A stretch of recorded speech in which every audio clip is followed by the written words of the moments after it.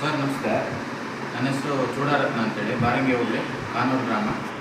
ಇದು ನಾನು ಹೋದ ಸರಿ ನಮ್ಮ ತೋಟಗಾರಿಕೆ ಇಲಾಖೆಯಿಂದ ಸೂಕ್ಷ್ಮ ಜೀವಾಣುಗಳಿಂದ ಬಾಟಲ್ ಒಯ್ದಿದ್ದೆ. ಅದು ನಾನು ಜನವರಿಯಲ್ಲಿ ಸಗಣಿ ಜೊತೆಗೆ ಮಿಕ್ಸ್ ಮಾಡಿ 1 ಲೀಟ್ರನ್ನ, ಅಂದರೆ 200 ಲೀಟ್ರ್ ನೀರಿಗೆ 1 ಲೀಟ್ರ್ ಹಾಕಿ 2 ಬುಟ್ಟಿ ಸಗಣಿ ಹಾಕಿದ್ದೀನಿ. ಅದನ್ನು ಮಿಕ್ಸ್ ಮಾಡಿ ಅಡಿಕೆಗೆ ಮತ್ತು ಕಾಳುಮೆಣಸಿದ್ದ ಜಾಗದಲ್ಲಿ ಕೊಟ್ಟಿದ್ದೀನಿ. ಒಂದು 5 ಲೀಟ್ರ್ ಕೊಟ್ಟಿದ್ದೀನಿ. ನನಗೆ ಅದರಿಂದ ಸ್ವಲ್ಪ ಕಪ್ಪಾಗಿದೆ, ಅಡಿಕೆ ಮರ ಚೆನ್ನಾಗಿ ಬಂದಿದೆ. ಈಗ ಎಡಗಳೆಲ್ಲ ಕಪ್ಪಾಗಿದೆ.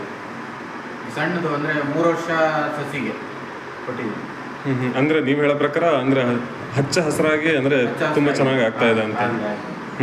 ಓಕೆ.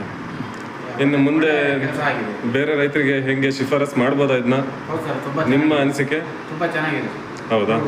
ಸರಿ ಸರಿ. ತರಕಾರಿಗೆಲ್ಲ ಇನ್ನೂ ಬೇಗ ಕೆಲಸ ಮಾಡ್ಬೋದು. ಅದನ್ನು ನಾನು ತರಕಾರಿಗೆ ಹಾಕಿಲ್ಲ, ಅಡಿಕೆ ಹಾಕಿದ್ದೀನಿ. ಅಂದರೆ ನಮ್ಗೆ ಎಲೆ ಚುಕ್ಕಿ ರೋಗ ಇದ್ದಿದ್ದರಿಂದ ನನಗೆ ಇದನ್ನ ಹಾಕಿದ್ದು ನೋಡೋಣ ಸ್ವಲ್ಪ ಅನ್ನೋದಿತ್ತು. ಅದು ಸ್ವಲ್ಪ ಏನೋ ಒಂಥರ. ಇದು ಹಾಕಿದ್ದು ಹಾಕದೇ ಇದ್ದಿದ್ದು 2 ಭಾಗ ಇತ್ತು ಅಥವಾ ಕಂಪೇರ್ ಮಾಡಕ್ಕೆ ಏನಾದರೂ ನಿಮ್ಮ? ನಾನು ಫಸ್ಟ್ ಕೊಟ್ಟಂದು ಅದು ಒಂದು ಕಡೆಯಿಂದ ಕಪ್ಪಾಗ್ತಾ ಹೋಯ್ತು. ಹಾಂ ಆ ರೀತಿ ಕೆಲಸ ಆಗಿದೆ. ಓಕೆ, ನಿಮ್ಮ ಅನಿಸಿಕೆಗೆ ತುಂಬ ಧನ್ಯವಾದಗಳು.